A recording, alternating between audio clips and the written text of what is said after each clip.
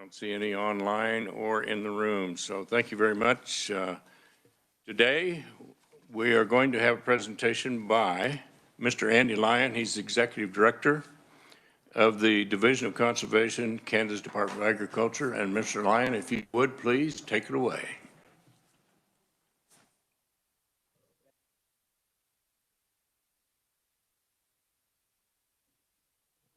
My name is Andrew Lyon, and I serve as the Director of the Kansas Department of Agriculture's Division of Conservation.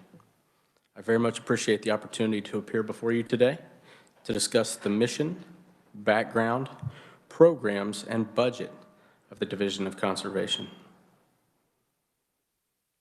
The Kansas Department of Agriculture is committed to a balanced approach of serving Kansas farmers and ranchers, agribusinesses, and the consumers and customers that they serve. We're committed to providing an environment that enhances and encourages economic growth of the agriculture industry and the Kansas economy. We're committed to advocating for and promoting the agricultural industry, the state's largest industry, employer, and economic contributor, while at the same time helping to ensure a safe food supply, protecting our natural resources, promoting public health and safety, protecting animal health, and providing consumer protection to the best of our abilities.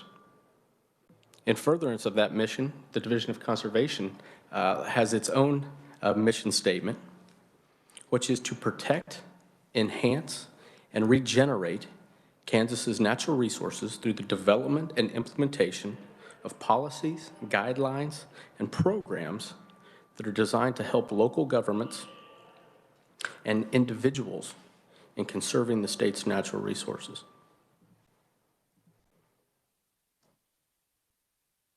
A little bit of background about the Division of Conservation. The State Conservation Commission was established by the Kansas Legislature in 1937 as a result of the Dust Bowl to promote soil and water conservation. The Division of Conservation was established in 2011 by an executive reorganization order to transition the State Conservation Commission into the Kansas Department of Agriculture and create the Division of Conservation.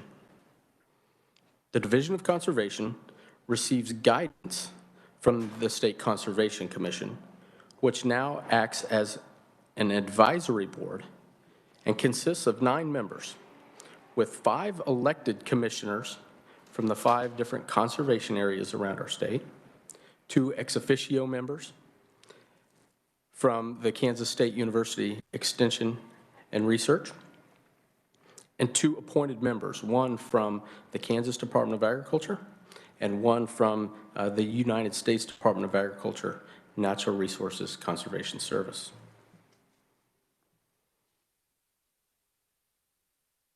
The Division of Conservation has the responsibility to administer the Conservation District Law, the Watershed District Act, and other statutes authorizing our various programs.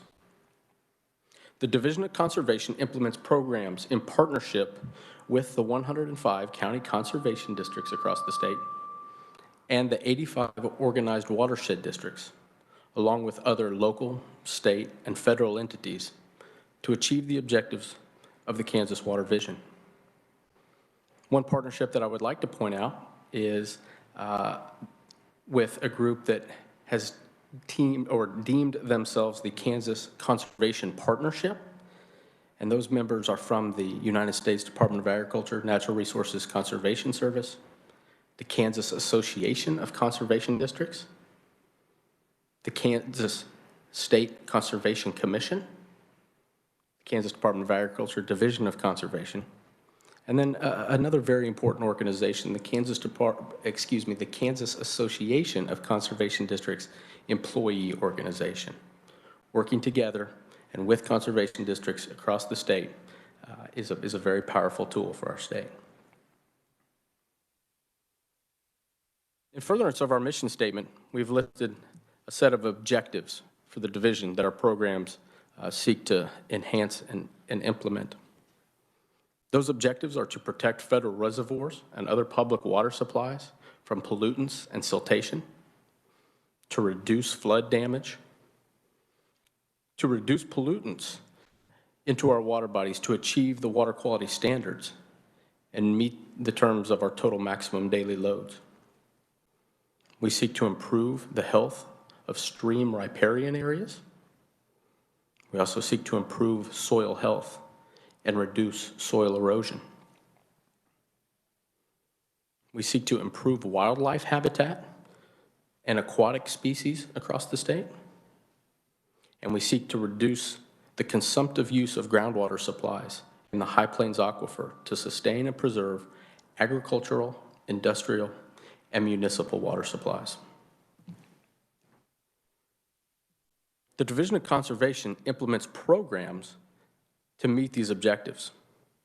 I would like to draw everyone's attention to my presentation slides now as I share some key details about the programs that the division implements. Our first program is our Aid to Conservation Districts program. This program provides matching funds to effectively deliver local, state, and federal natural resource conservation programs. These funds are matched with funding from counties across the state. This funding, when pooled together between the county and state funding, allows conservation districts to hire staff, both in management, administrative, and technical capacities. It allows those staff to then coordinate the various conservation programs. It allows those conservation districts to implement our state financial assistance programs at the local level.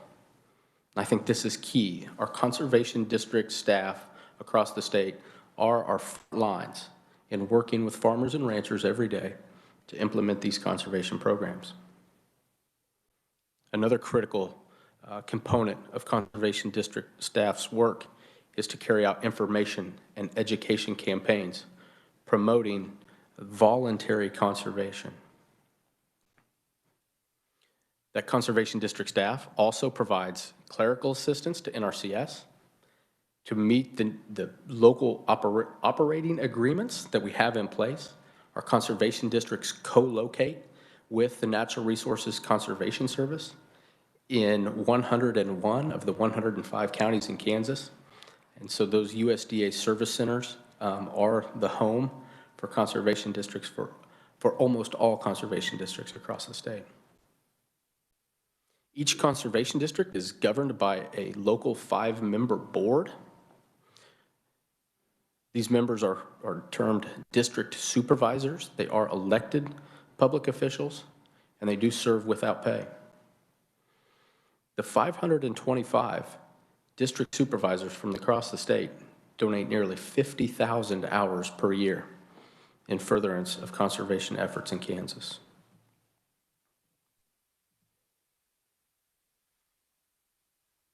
One of our key programs is our Water Resources Cost Share Program.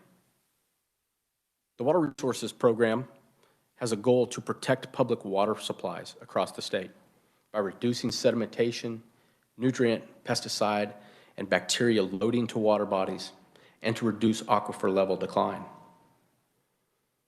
The practices that are funded from this program focus on the water resource concerns in each county, whether those be surface water or groundwater related. Likewise, another key statewide program is our non-point source pollution control program.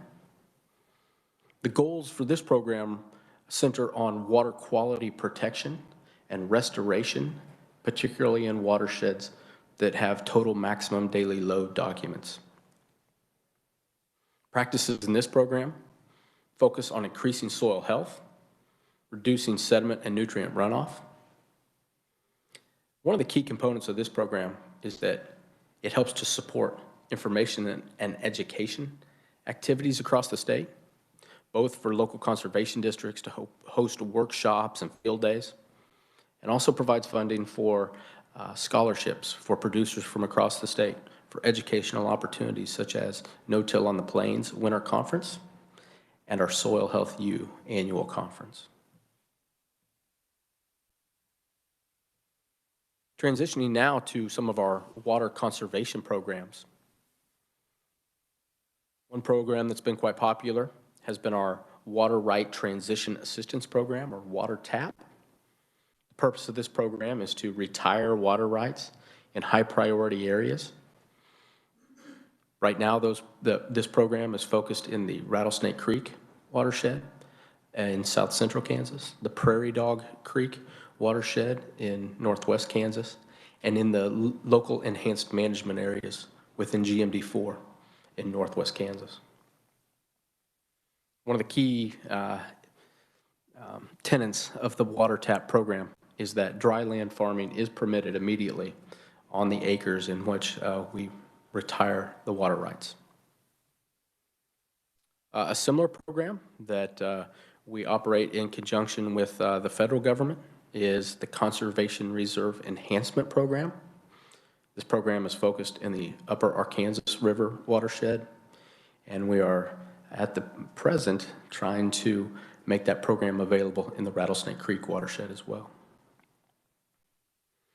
This program, in partnership with USDA, seeks to permanently retire the water rights on this land, and then to enter into a Conservation Reserve Program, or CRP, program for a contract life that will allow for the planting of permanent vegetation on these acres for the life of the contract. Those contracts are usually 14 or 15 years in nature, and the landowner receives an annual rental payment from the Farm Service Agency. Our state funds are used for a one-time sign-up incentive payment to retire the water rights. Another very exciting program that we offer is our Irrigation Technology program. As groundwater declines continue, producers are becoming more and more interested in implementing innovative tools to improve irrigation efficiency, which allows them to then reduce water use. The funding in this program is used to provide cost share assistance to landowners, primarily for irrigation technology such as moisture probes. We also think there's a real opportunity in the future to help producers utilize technology to make sure all those devices are connected, where they can then manage those different devices and those different technologies that they have from the palm of their hand. This program is currently focused on the Rattlesnake Creek watershed to address the water right impairment issue with surrounding Quivira National Wildlife Refuge. We also focus this program in those local enhanced management areas and water conservation areas across the state. A very interesting program that we offer is our Riparian and Wetland Protection Program. The goal of this program is to enhance, protect, and restore stream banks, stream riparian areas, wetlands, and associated wildlife habitats by providing technical, educational, and financial assistance to landowners and to the general public.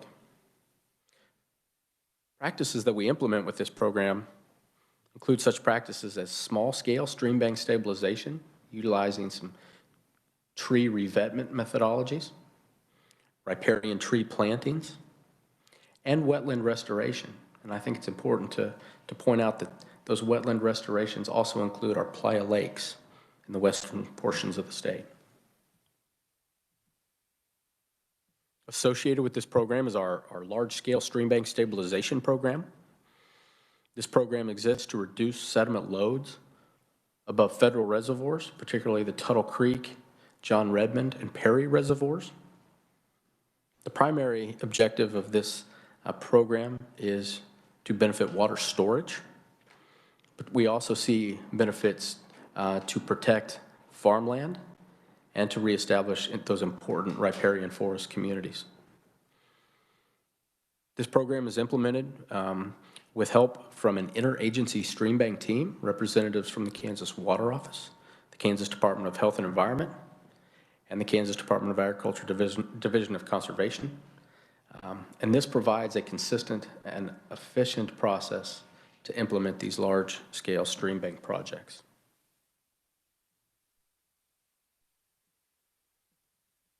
A program that is very important to us is our sediment and nutrient or reduction or buffer program. This program provides state incentives that supplement federal payments. Again, this program is often used in conjunction with the Conservation Reserve Program. And this program encourages the establishment of riparian forest buffers and vegetative filter strips. Our state funding allows for a one-time incentive payment of either $225 per acre in our Tier 1 areas along some of our major rivers, or $162.50 per acre in our Tier 2 areas, and those Tier 2 areas are focused more on the smaller streams. This program is currently targeted in the Milford Reservoir watershed to try and deal with some of the harmful algal bloom issues that we see in Milford. And it's also eligible in other high priority watersheds above federal reservoirs around the state. A very popular program that we run through the division is our watershed dam construction program. This program provides financial assistance to watershed districts, drainage districts, and other special purpose districts around the state to reduce the impacts of flooding. This program was created by the legislature in 1977 for the creation of new dams. However, in 2006, an additional goal was added for this program to be able to help rehabilitate existing flood control dams.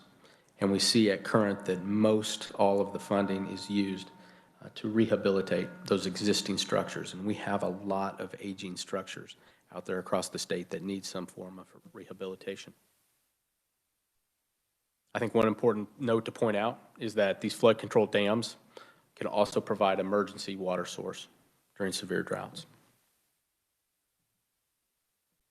And then finally today, two programs that have not received any funding from the state water plan in the past few years, but I think are still very important to our state and certainly warrant being a part of this discussion, is our water supply restoration program, which provides financial assistance to public water supplies to restore these public water supply systems. And again, what we're really seeing through this program is when dams in water supply reservoirs have issues, this program has been able to help a number of those municipalities bring those dams up to standard. Likewise, our multi-purpose small lakes program tries to essentially do the same type of work. Financial assistance is provided to a sponsor, whoever really owns these structures. These multi-purpose lakes, as the name suggests, provide flood protection, public water supply storage, and recreational opportunities. It's very difficult for me to talk about the level of interest in these programs, as there's been no funding in a handful of years. We do know back in the 2012, 2013 timeframe that we had as many as 10 or 15 municipalities contacting us each year about providing financial assistance to help them rehabilitate these types of structures.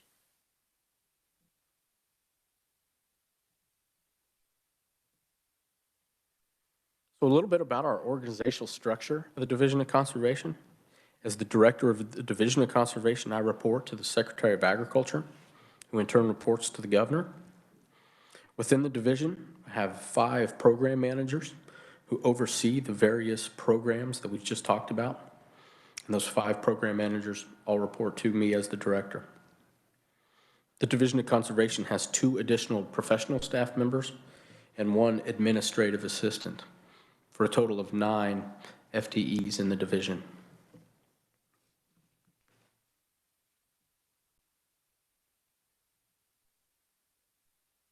The budget of the Division of Conservation is funded by a mix of state general fund, state water plan funding, user fees, and federal grants. The breakdown of our funding is listed in the table below. One thing that I would point out when looking at our budget is that at times with our voluntary conservation programs, we can see some fairly significant carryover from state fiscal year to the next.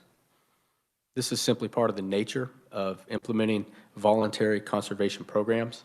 I do not feel that, those carryover balances are due to a lack of effort or judgment on the part of the division. It really is more of a factor that lends itself towards particular contracts with producers.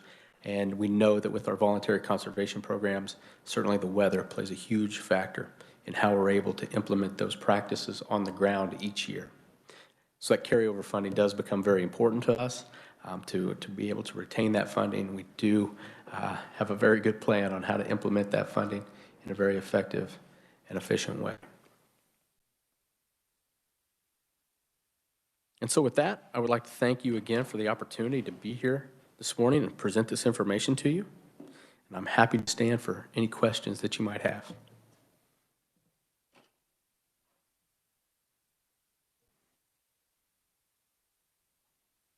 Well, thank you for the information, the presentation.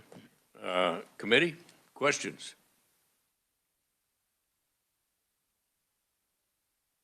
Representative Orr. Thank you, Mr. Lyon. Appreciate the report. Several questions here. Who determines what programs that you attempt to implement? You talked about the implementation of numerous programs. Yes, sir. So, the programs that we currently implement, I believe, have been authorized by the Kansas Legislature for the Department of Agriculture to implement those programs. We receive, again, funding for most all of those programs from the state water plan. And so it's really that water plan funding each year that determines the amount of conservation that we're able to implement with each of the programs. But again, I believe the authority for our programs all comes from the Kansas Legislature. Then I assume that you set the objectives, or do you think does someone outside set the objectives? There. Yes, sir. All of our programs seek to implement the Kansas Water Vision, and through the process that has been established with feedback from regional advisory committees to the Kansas Water Authority, there are certainly a process to how priorities are determined to meet the objectives of the Kansas Water Vision. And again, there is some latitude on the finer details of program implementation that does fall to the Division of Conservation.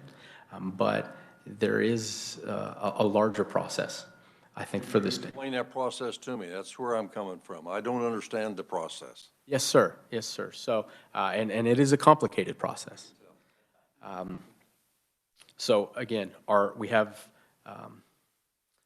county conservation districts in all 105 counties in Kansas.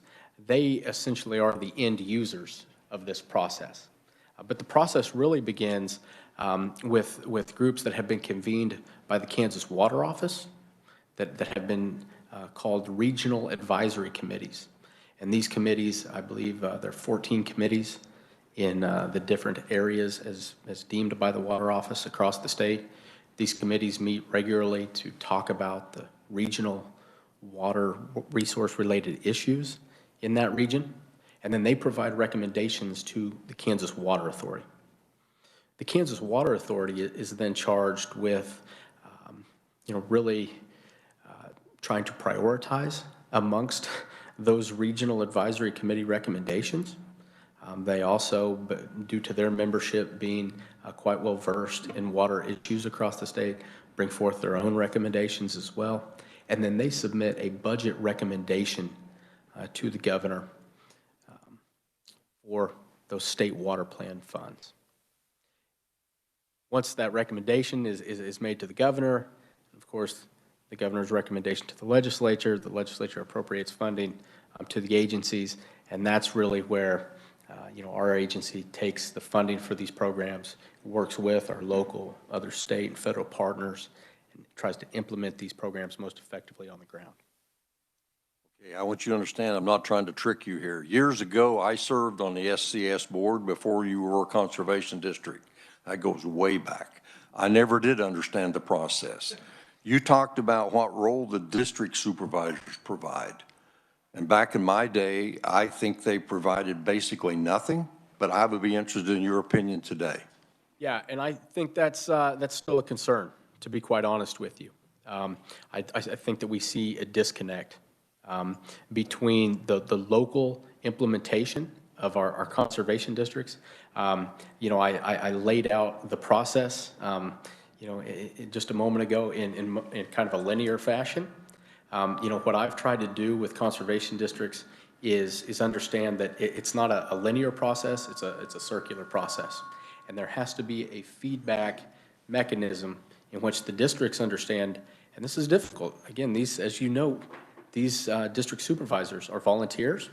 They do not spend a tremendous amount of time studying the water resource related issues around the state of Kansas. But they do have very important local knowledge on how to get these practices implemented on the ground. They have the relationships with producers in their counties that help advocate for the practices and programs that we try to implement.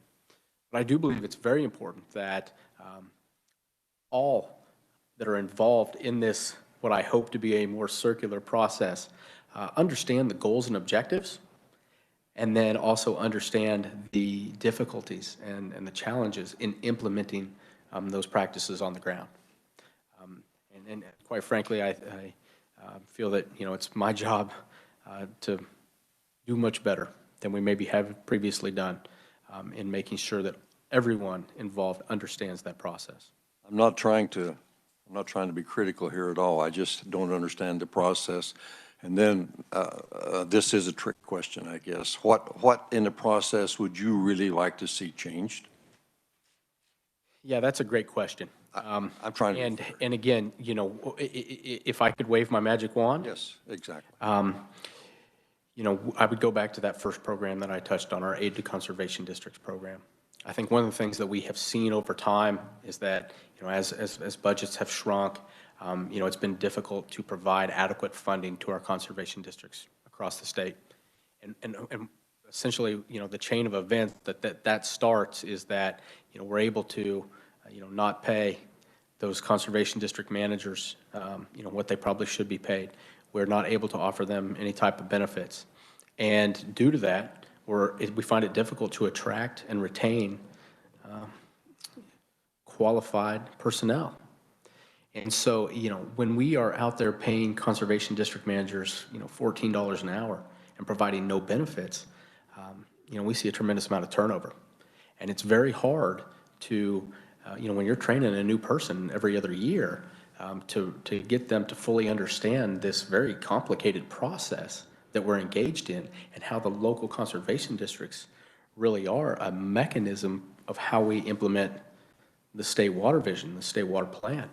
And so, again, if I could wave my magic wand, it would be to increase the capacity of those local conservation districts, both to implement programs on the ground, but also to better engage with others in this process of determining what these state priorities are, really being seen as a true partner to the state. And so, again, that's it's a challenge because, you know, I mean, we certainly, you know, sit here and we look at the budget, we know what the reality is, but, you know, increased funding for conservation districts is you know, one aspect that could very much help close the loop on that system and make that feedback mechanism, in my opinion, work much more efficiently. Thank you, Andy. I appreciate your candidness, and I wasn't trying to put you on the spot. I do appreciate this. Thank you. Those were very good Thank questions. you, Mr. Chair. You.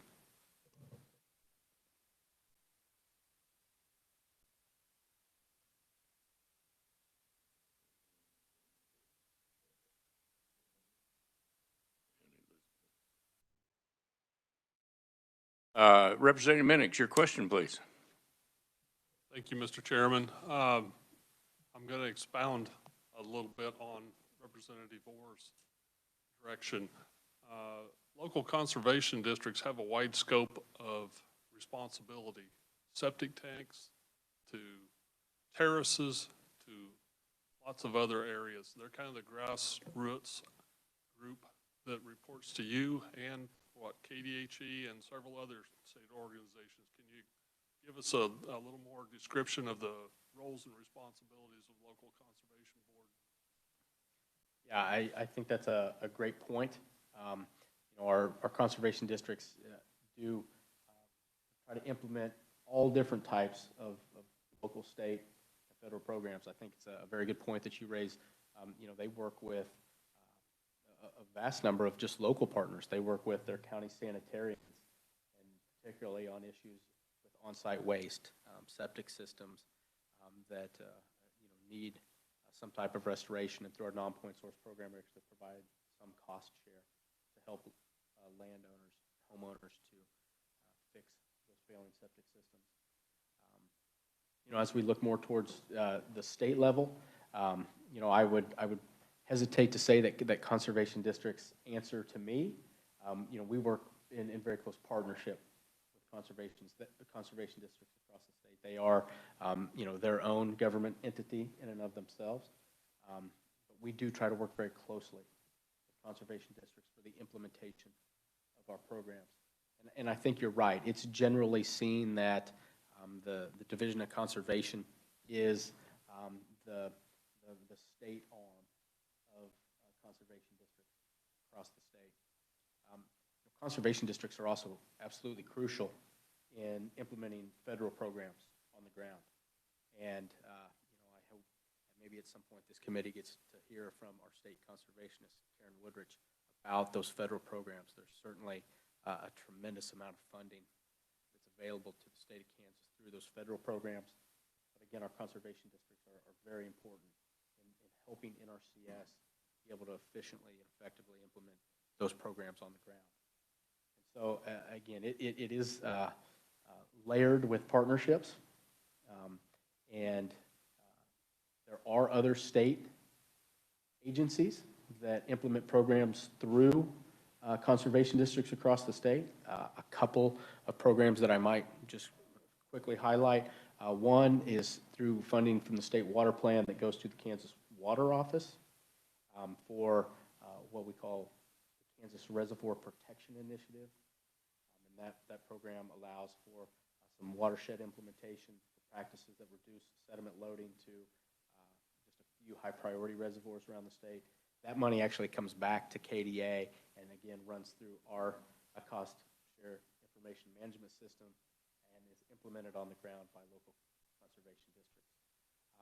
Another program is that the Kansas Department of Health and Environment utilizes our programs and county conservation districts to implement some of the RAPS funding in a number of watersheds across the state. Thank you very much. Next question is from Representative Bishop.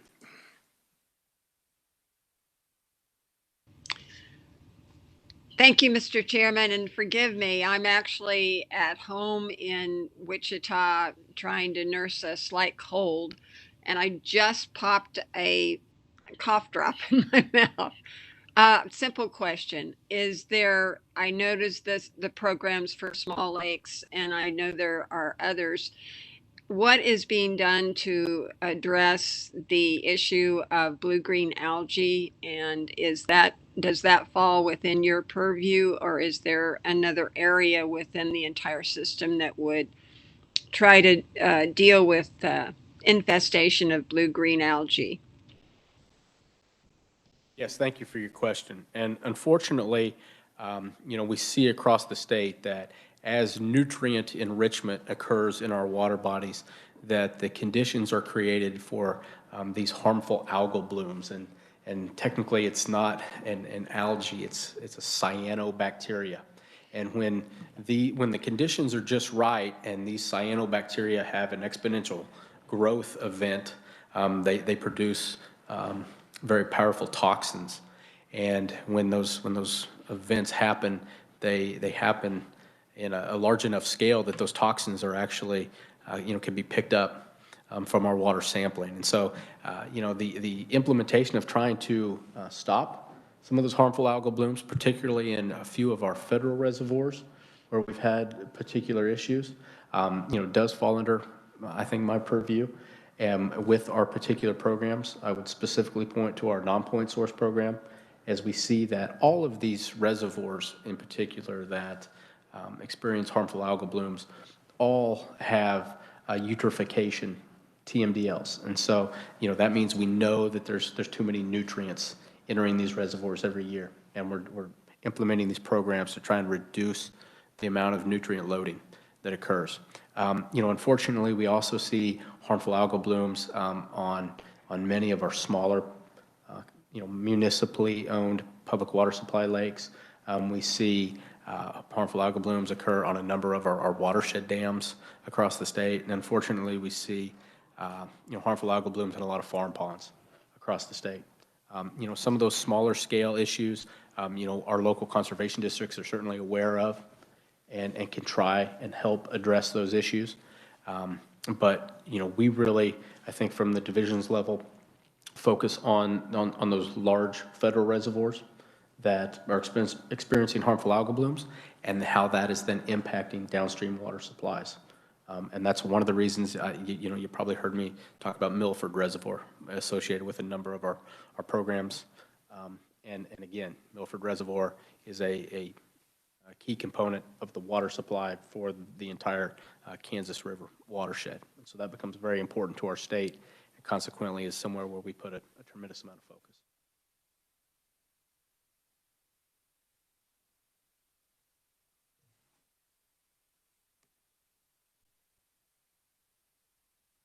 I apologize, Representative Bishop. I think you're on mute there. We cannot hear you.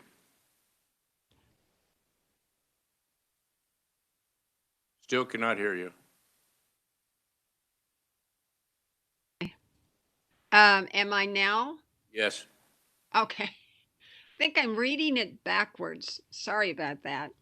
I know that this algae and high nutrient content in watershed areas, and particularly for ponds where homes have been developed around ponds in the drainage areas, and pets are dying, and these are causing quite a bit of concern. And I think I appreciate the way that you pointed out that there's a process there. It's not just the algae decides to grow, but there is runoff and pollution that causes sets it up for harmful activities in those watershed areas. So thank you very much. Thank you. In the interest of time, we have to have enough time to get through our bill that we're going to hear today. I have 3 listed. We'll go through those 3. And then if we have a lot more questions, we may have to invite you back. And we can do that if That would be you're great. able. Absolutely. Okay, thank you very much. So next we have Representative Newland.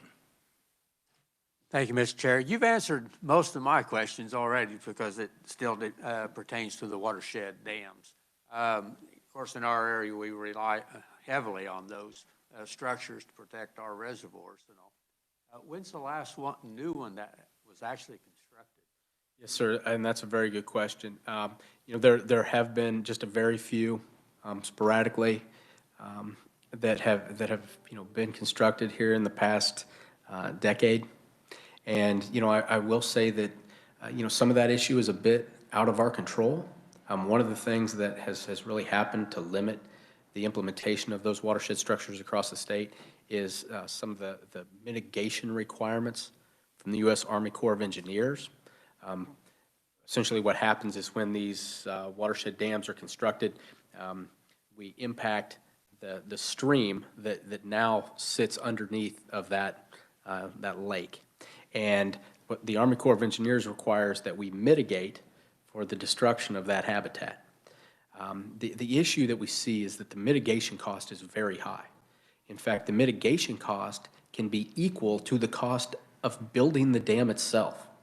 That makes it cost prohibitive to build these structures. And so, again, we do try to work with the Corps on that issue. There are a number of different mitigation techniques that can be used. We have actually become, the division has gone through the process to be where we can hold conservation easements, and then these easements can be used to generate mitigation credits. And we've done that to try and reduce the cost to our watershed districts across the state in paying for that mitigation so that they can construct new dams. And so, yeah, it's a real issue. We're also working with our watershed districts to amend some of their general plans to where they include what we call minor works, but are in fact many of the agricultural best management practices that we implement with our other programs, so that those watershed districts can do everything they can to prolong the useful life of the dams that we already have in place. And so, yeah, it's a real issue. And again, we see flooding issues continue to plague our state, and yeah, we're going to keep working on that issue as hard as we can. Thanks for your presentation, and appreciate it, Mr. Chair. Thank you. Representative Riley. Quick question. You mentioned about the working with the conservation districts and the 105 folks. That concerns as far as training and that kind of thing. So do you meet with those folks quarterly at different locations, pay for their training, get together and update them, that kind of thing, and build a camaraderie with those folks? Yeah, that's an excellent question. One of our staff members within the Division of Conservation is tasked with some of the training to provide to new conservation district managers across the state. One of the organizations that I pointed out as well, the KACD employee organization, it also has responsibility for a number of the training steps that are provided to new district managers. And that's important because those are district managers themselves that are providing that training and helping to build that camaraderie. We do have a set of spring meetings and a set of fall meetings that occur from an area or kind of regional standpoint. And then once a year, we get together for the annual Kansas Association of Conservation Districts annual meeting. And we actually have that conference in Wichita currently. And again, a lot of district managers across the state come to that conference. I think you hit on a very key point that, conservation districts managers are in a lot of counties across the state a one-person show. And so making sure that there is that level of camaraderie, that they do feel part of a larger whole is very important to us. And certainly connecting with district managers from other counties is important. Engaging with us at the state level is very important. And, I'll be quite honest with you, it's been very challenging for many district managers during the COVID-19 pandemic, as many of those USDA service centers have been closed. They, at least when they're in that office co-located with the Natural Resources Conservation Service, they have other conservation professionals that they're interacting with. When they're kind of stuck at home, trying to implement these programs, really by themselves, it has been quite difficult. And we're trying to provide support from our office as best we can. We do coordinate regularly with all of our conservation partners, and we do try to reach out to those district managers whenever we, become aware that they need a little pick-me-up. And so that's. Thank you. Representative Vaughn. Thank you, Mr. Chair, and thank you, Mr. Lyon. My question was in regard to your water conservation programs. You talked a lot about the retirement of water rights, and I was curious if you had additional programming for the more efficient use of water resources or promoting more efficient use of resources. You talked a little bit about your irrigation technology, and then we've heard a little bit about LEMAs, but I didn't know if there were other types of programs that promote that as well. Yeah, and again, I don't want to step on anyone else's toes. The Kansas Water Office implemented a program or an initiative a handful of years ago called Water Technology Farms, and they really tried to engage with the private sector to really look at these technologies that not only are able to help us reduce water use and be more efficient with the water that we use, but become more profitable. Right, it's those market-based decisions that we need to really be able to implement and help producers learn about. Because quite frankly, with our conservation programs, we're never going to have the funding to touch enough acres to truly make an impact. Those market-based solutions are really the future for us, really across all of our programs, but particularly as it relates to irrigation technology, because these types of technologies do improve the profitability for the producer. And so at that point, our funding really takes on that information and education component, and we're trying to spread the word. And so, again, that's maybe one example of a program that's out there. But we are working very diligently with private industry to try and spread the word about these technologies. I know an issue that has been before the legislature is rural broadband, and that plays a significant role in conservation, both being able to utilize these irrigation technologies and from the ability to implement our precision ag technologies on the landscape, and that those types of technologies make our conservation programs much more effective. And so again, a number of ways we're trying to work on that issue. That's great. Thank you. And thank you, Mr. Chair. Thank you. I had a whole list of questions also, but we just don't have time for all of them. So what I'm going to ask the committee to do is if you have more questions, please submit them to the committee assistant. We'll combine them with mine and we'll send them over, and we'll ask them to answer those questions and send them back to us. So if you have more, please let us know and we'll send them over, and if need be, we'll invite him back. But we'll try the paper route first. And sir, thank you. Very informative. We appreciate your coming, and thank you very much. Thank you. Now, committee, we have a bill that we are going to hear. It's a little bit odd because it's my bill. I will now turn the meeting over to the vice chair, and he will handle the bill hearing. Thank you, Mr. Chair. We will now have an informational hearing on House Bill 2005. This bill is excluding hot water supply boilers that have a nominal water capacity not exceeding 120 gallons from the provisions of the Boiler Safety Act. The first speaker will be The revisor to explain it. Oh, yes, and we'll have the revisor explain this. I'm new at this.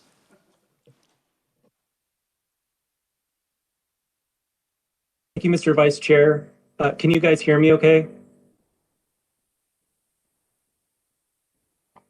Yes. All right. My name's Kyle Hamilton. I'm with the Revisor's Office.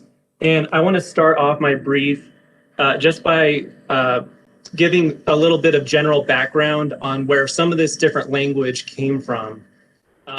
The American Society of Mechanical Engineers published what's called the Boiler and Pressure Vessel Code back in 1915.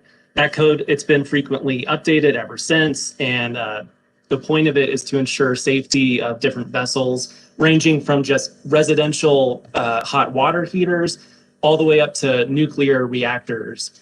And like many other states, Kansas has incorporated parts of that code into its boiler safety laws and regulations. Under Kansas's Boiler Safety Act, the state fire marshal oversees the inspection, installation, and repairs on all boilers and pressure vessels that are subject to the act. Certain hot water supply boilers or water heaters are not subject to the act. The language for that exemption can be seen on page 1 of the bill, starting on line 21. Under current law, hot water supply boilers that meet the other conditions of paragraph 5 and have a nominal water capacity that exceeds 85 gallons will be subject to the requirements of the Act. If the hot water supply boiler is within an electrical utility generating plant, it must exceed 120 gallons for the Act to apply. The amendment would strike the reference to 85 gallons and strike the reference to electrical utility generating plants and apply the larger 120 gallon threshold to all hot water supply boilers. The language being removed was actually added to subparagraph C back in 1998. And this change would revert the provision back to its originally enacted form from 1977. This is the only substantive change in the bill. The other markups are just technical changes. House Bill 2005 would become effective upon publication in the Kansas Register. Our other presenters, they'll be able to add maybe some more context to these changes and explain how the provisions are enforced. But I'll be happy to answer any questions that I can. Thank you. Kyle, we will start with the proponents. No. Okay, certainly. Are there any questions for Kyle?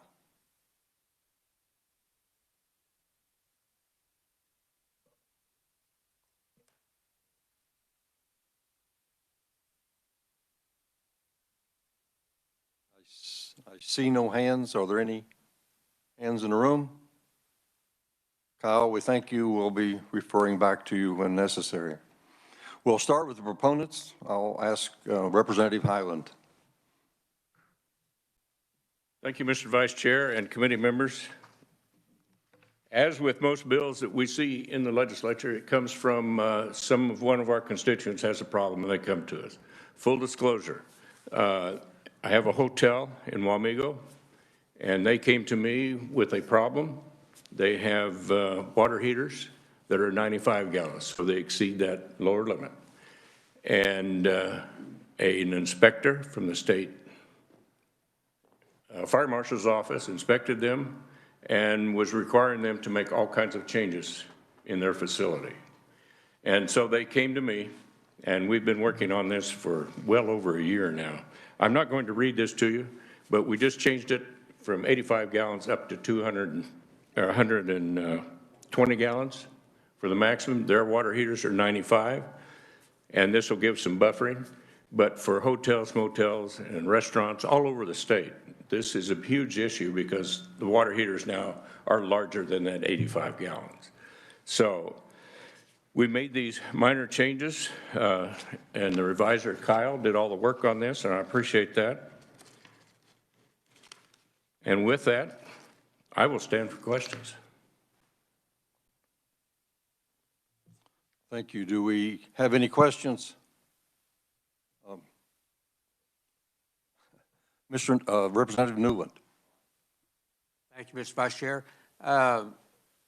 Representative Highland, I appreciate this bill coming forward because we see a lot of these heated floors in shops utilizing a lot more than just even 120. They're using multiple smaller water heaters so they can get past that. Right. And so I think this is a good step in forwarding this. So I appreciate you bringing this up. Thank you, Mr. Vice Chair. And by definition, boilers are for the production of steam for using that energy some other way, electrical production, whatever. And these obviously are not producing steam. Representative Murphy. I guess as much as anything, just had a comment. We've got a bed and breakfast that we operate out of our home, but it's very large, and I have a 105-gallon water heater, and like I say, very safe, and I don't see any issues with this. And because of our situation, we didn't run into this problem, but I can see yet. Yeah. So anyway, no, I appreciate this, and I think this is a good move. Thank you. Representative Stogstill. Thank you, Mr. Chair. I was just curious, what was the fire marshal's objections and recommendations for that particular instance in the hotel? I think we'll have him here as a speaker very shortly. Why don't we let him answer that? We will, but I'll also share with you that we contacted their office, and the inspector was fairly new, and common sense took a holiday. Let's just leave it at that. Okay. Thank you, Mr. Chair. Representative Minnix. Thank you, Mr. Chair. I had a question. Does this apply even to like our nursing homes? I became aware several years ago that within a single nursing home, there were 5 different hot water heater or boiler systems. They required different temperatures in the client's rooms or the janitor's closet or in the kitchen. So there was like 5 separate hot water systems within this one facility. And your bill, I understand it applies to residential and businesses. Does it also apply to governmental units such as nursing homes? I'm not comfortable answering that question. I think we'll leave that for the state fire marshal, who will be testifying. Thank you. Are there any other questions? I see none. Thank you, Mr. Havitt. We also have written testimony, I believe, from, is Mr. Dromboski, is he online? Okay. We have written testimony that I hope you have read. The State Fire Marshal, Mr. Jorgensen, is he going to be with us today? I am. Go ahead. Well, first of all, I appreciate the committee's time today, and I'm well aware of the issues that happened with the hotel in Wamego. It's not the first time we've had those, and but with the change in the bill, it'll probably minimize more in the future. Currently, the state regulations require us to inspect hot water heaters that are basically 85 gallons or larger, unless they're electric, and then the limit starts at 120. Our office doesn't have any issues or concerns with increasing that limit to 120 for all hot water heaters in the state. We've reached out to, there's about a dozen insurance companies that do business in the state, and as part of their policies, they also do those type of inspections and then submit their reports to us. And then we oversee their inspection process and their training, and we let them do a lot of those inspections for us. And I've reached out to probably 4 or 5 of those companies. They have no issue with increasing the limit to 120 gallons on all hot water heaters. In fact, they say it sort of brings us in line with other states and current industry standards going forward. The only other information I have for the committee is it will have a little bit of a fiscal impact. It'll reduce the amount of funds coming into the boiler fee fund by, we estimate, around $80,000 a year. Those particular units in that 85 to 120 gallon range, they're only inspected every 3 years. It's not an annual inspection. On the fiscal note, we broke out for the committee the number of those units in the state, how many we do, how many the insurance companies do, that they're on a 3-year cycle. But again, no issues from our office and no issues from most of or any of the insurance companies that we contacted in changing that limit to 120 gallons. And one question that I did hear, and I made a quick note, is we do not inspect anything residential wise. So most of the state rules and regulations do not pertain to 1 and 2 family dwellings. So this would have no effect on the size of hot water heater somebody might have in their house. It's strictly on the commercial side.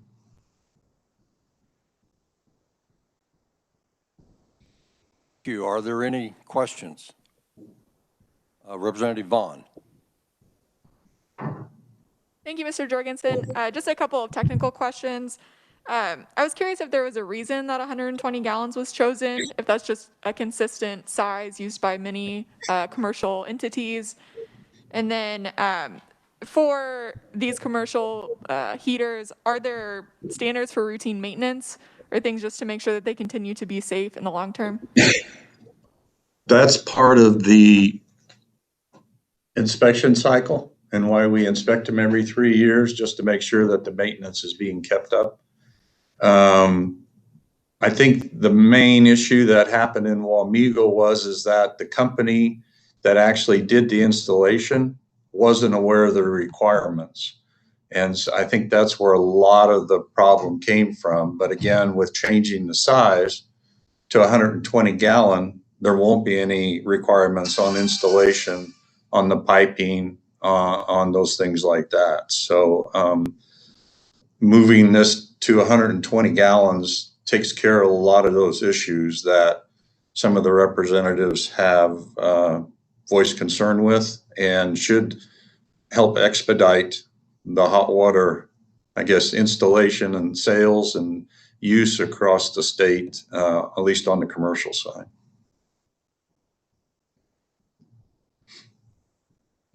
Can I ask a follow-up if that's okay? Yes, you sure can. Go ahead. Just to clarify, on the safety side of things for the consumers or whoever would be, using that water heater, I was just curious if there are, safety standards, or since these specific entities wouldn't be subject to the, maintenance every 3 years or those checks through your office, are there other ways to ensure that it continues to meet standards and is safe for consumers? Actually not, unless you get to some of the larger metro areas who have maybe adopted their own rules and regs on hot water heaters.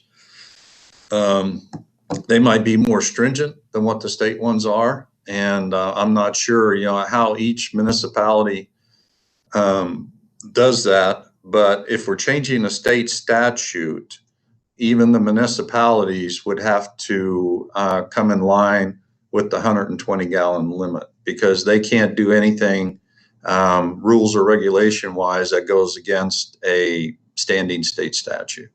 So it'll reduce the installation requirements. It'll take away any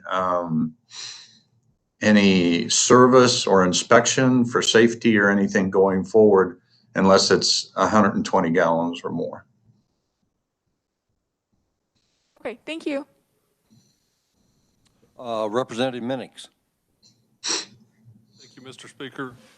Mr. Jorgensen, does this apply to governmental units such as nursing homes and office buildings the same as it does to all commercial? Yes, it does. Thank you. Representative Haswood. Thank you, Mr. Chairman, and thank you, Mr. Jorgensen. I have two questions, if I may. Go ahead. Okay. You mentioned there were several states that have implemented this statute. Can you give us those states, and why are some municipalities not making the conversion to 125? Well, again, that's up to individual cities and the rules and regs that they pass. So we actually have no control over what the cities or counties decide to do on their rules and regulations. But again, a change in the statute would actually force the cities and counties to adhere to the 120 gallon, the new 120 gallon limit, because they can't go against anything that's in a statute. They can go against anything we have in our rules and regs, but they can't go against what's in state statute. So if the bill goes forward, all the local municipalities and counties that maybe regulate hot water heaters, they'll also have to adopt the new 120 gallon limit. And on the other states, I could probably do a little bit of research, but I think the reviser mentioned at the beginning that the codes that we've adopted, the rules and regs that we adopt in the state, they're a national standard. They're just not something that we've come up with. So they look a lot alike from state to state, because all the states tend to adopt them and try and keep them the same if they can. But I'm not sure where other states are on the 85 to the 120 gallon limit. I only know that the insurance companies have no issue with it, and they said it sort of brings it up to current industry standards and brings us in line with other states that in the area that they're aware of that they do work into. Thank you, Mr. Jorgensen, and thank you, Vice Chairman. I see no further questions.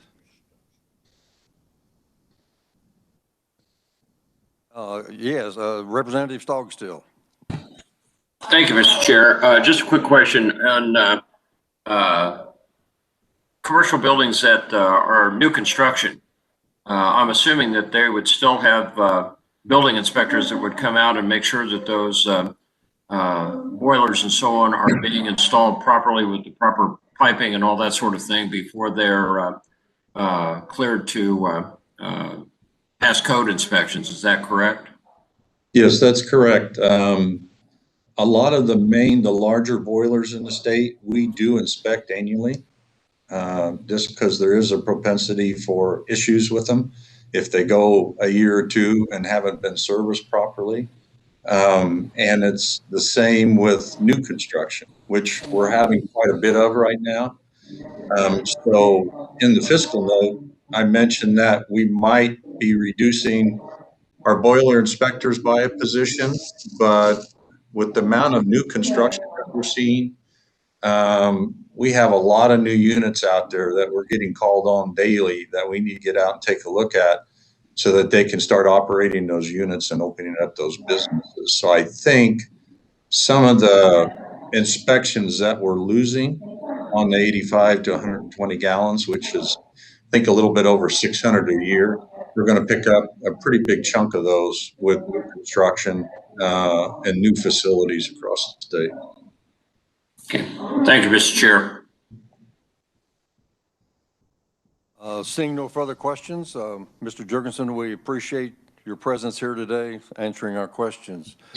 Are there any other that would like to testify on this issue? Then I believe, Mr. Chairman, that concludes it. Thank you, Mr. Vice Chairman. Just one update. I've had questions from some of the members about how we're going to vote in committee. And I had a plan in place, but like everything in the Capitol, it was being ferreted, or not ferreted, it was being reviewed by the revisor's office. And they did get back with me, and I will outline that and send everybody the same instructions for how we will be voting in committee. You have to be in the building, number one. But from there, there's some details that I will flesh out and share that with you. So we'll probably be voting on this bill next week, one of the days. So get ready. It's an easy one. Come on, folks. Anything else for the good of the committee? If not, we are adjourned.